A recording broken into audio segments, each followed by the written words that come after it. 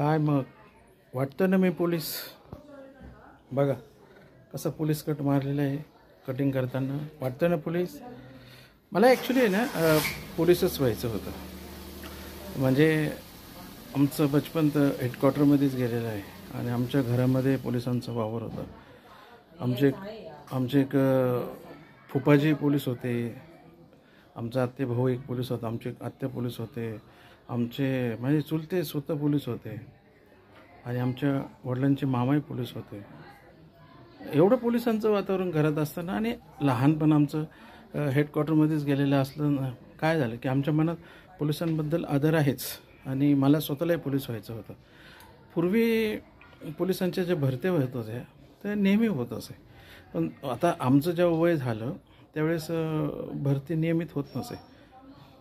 एकच भरती निघाली होती, ती पण अहमदनगरला होती आणि ती फक्त पोलीस बॉईजची होती. म्हणजे जे पोलीस आहेत म्हणजे जे ड्युटीवर असताना एक्सपायर झाले वगैरे किंवा काय किंवा त्यांचेच मुलांना होते.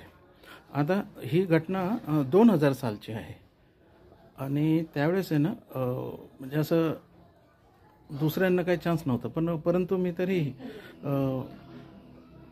आपल्या नाशिक विभागाचे जे परिमंडळ जे आहे ते खंडेराव शिंदे साहेब होते त्यावेळेस. आणि मी बोललो त्यांना की सर मग आम्हाला चान्स नाही का? तर ते काय बोलले की सॉरी पोलीस बॉईजचं म्हणे हे फक्त भरती आहे. आता काय झालं आहे की पोलीस बॉईज असल्यामुळे मी बी माझाही नाईलाज आहे असं. नाहीतर त्यांनी माझ्या म्हणजे पाठीवर हात ठेवला होता आणि त्यांनी सांगितलं होतं की तू सर्व याच्यात बसतो आहे, पण शेवटी एक नियम आहे, नियमाच्या बाहेर जाता येत नाही. आणि मलाही पोलीस व्हायचंच होतं. त्यासाठी म्हणजे मी मुळात 10वी नंतर मला असं वाटलं होतं शिक्षण सोडून द्यावं, पण फक्त पोलीस व्हायचं या जिद्दीमुळे मी 12वी पास झालो. नंतर मग असं केलं त्यांनी शासनाने का 12वी पास पाहिजे, किमान 12वी पास पाहिजे. मग मी 12वी पास झालो आणि त्यामुळे मला पोलीस व्हायची फार इच्छा, परंतु दुर्दैवाने किंवा काय माझ्या दुर्दैवाने नाही होऊ शकलो. ठीक आहे, चलो कोई बात नाही. देशसेवा आपली चालूच राहील.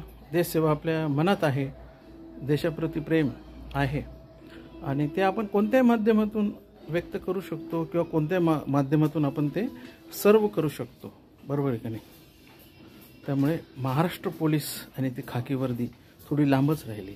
आणि याला एक प्रेरणा आहे की सिबेश्वर बघा, जुन्या सिबेश्वर असा मोठा एक बोर्ड होता, फौजदार व्हायचं आहे का असा एक बोर्ड होता.